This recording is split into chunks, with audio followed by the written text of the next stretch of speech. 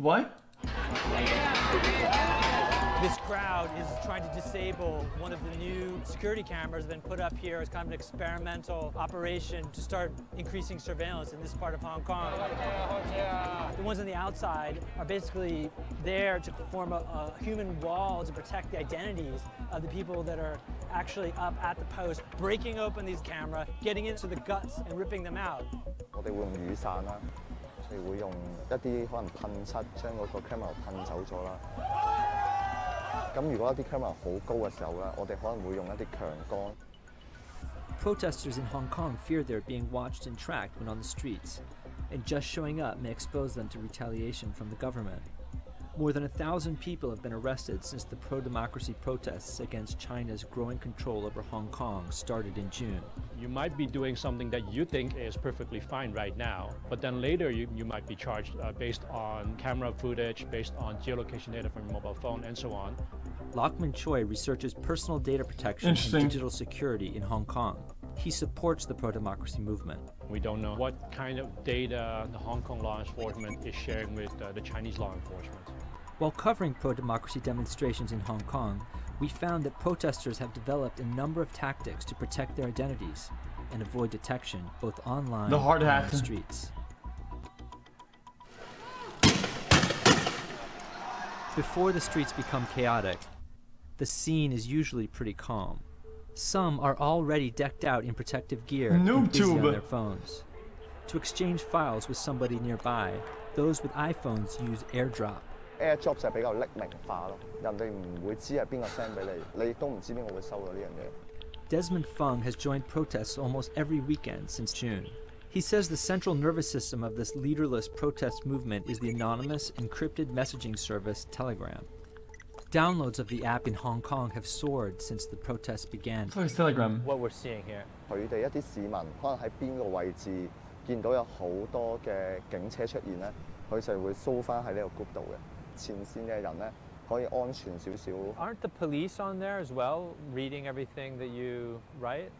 我哋有一個 term 叫捉鬼，就係我哋咧會揾下鏡邊啲係警察，然之後會將佢踢翻出 group 嘅。Desmond said there are ways to sniff out spies, but he didn't want to share specifics or show us the private chats on his phone, because sometimes these chats are about taking radical measures. Finding the ghosts. These are the most hardcore protesters. Was that tinfoil? Police consider them violent glasses? and often target them for arrest. They're getting ready to go up to the front and actually confront the police. They're the ones with the most at stake in terms of obscuring their identity. Protesters aren't just worried about surveillance cameras, but also the police's own camera crews. Protesters worry any footage could later be used as evidence against them. Did they have like civilian juggernauts, Try to find you if you don't recognize. Even your ears will be evidence to arrest you. Many protesters' kits also include this. Laser pointers have become a thing in these protests. These aren't like your typical lasers. These are fucking crazy. Dude, I had one. I had one of those that I bought from like a Chinese the website. Dude, you can point at the fucking clouds, dude. I'm not kidding. I had one at home. I could point at the clouds. That shit is nuts, dude. Thing in these protests. They are used to distract the police and blind cameras.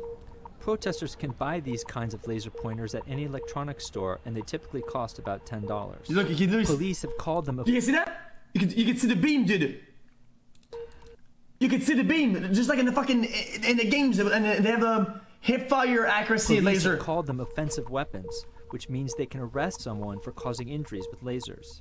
我哋好多同事係俾呢啲嘅物品咧係整傷咗嘅，甚至我哋有一啲嘅錄影機咧感光嗰度壞咗嘅。 Police also cite medical experts who say the beams can cause permanent eye damage. Yeah, they can. 因為其實根本冇攻擊性嘅，譬如我其實自己射自己，我即係因為完全冇問題。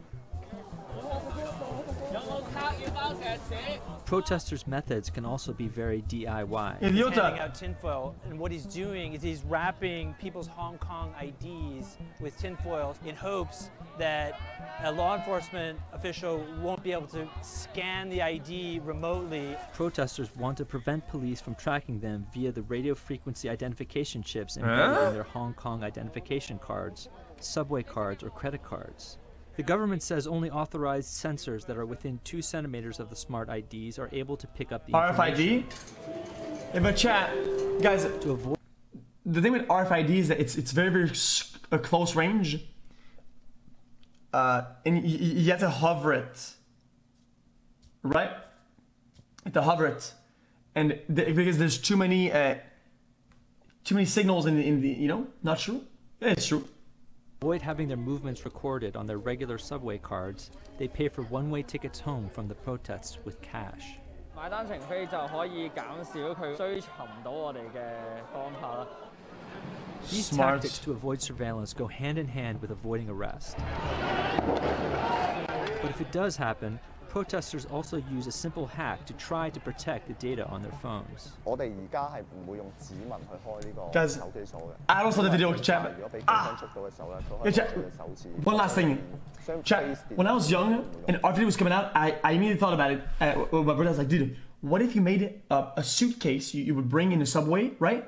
And it had an RFID enhanced scanner inside. And you all you did all day is go to subway all day, all night, and just go next to passengers and just hover your suitcase next to their pockets, and it would yoink all the data, dude.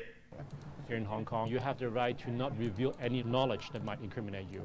And so a PIN code is knowledge, but your fingerprint or your Did that face is not necessarily knowledge that you reveal to the authorities. As the movement evolves, police are deploying new tactics to tag protesters, like using water cannons laced with blue dye. Okay, dude. Hanging over all of this is the fear that their identities will get swept up digitally and end up in a database, perhaps in Beijing, that tracks them and follows them for the rest of their lives. Protesters told us they'll keep playing the cat and mouse game of avoiding surveillance while defying the government. They say they won't stop until their demands are met, including an inquiry into police brutality and direct elections. The Hong Kong government has taken some action, like withdrawing a controversial extradition bill that sparked the protests. It says it is looking for ways to start a dialogue to address the discontent. In the end, the odds are stacked against them. It's essentially a group of young Hong Kongers with laser pointers and umbrellas against the will of mainland China. How do you see this playing out for the future? I don't know actually. The chance of success is almost zero, but we still need to do this because of the justice, because we love this place.